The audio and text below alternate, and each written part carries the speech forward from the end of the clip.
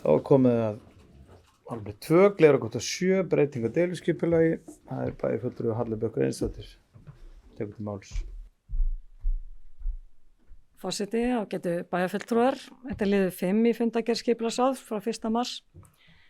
Kynning á tillögu á vinnslustigi að breyting á deiliskipulagi miðbæjar vegna áforma byggingu hótels á lóð nr. 7 við Glerárgötu lauk þann 5. febrúar síðastliðinn.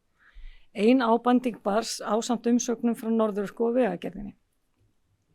Þetta er sem sagt að ræða Sjallann sem við þekkjum öll og það kom umsögn frá íbúa sem að taldi mikilvægt að halda í Sjallann sem slíkan og við ættum að huga því að þetta væri eini ballstaðurinn sem væri eftir á landinu nánast í þessari gerð. Og síðan kom frá Norðurorku, það er bara lagnir og allt slíkt sem ætti ekki að vera mikið mandaðamál en Vegagerðin benti einmitt á að þetta væri lagið auðvitað við þjóðveg og þeirst að huga að hljóðvist í byggingunni sjálfri.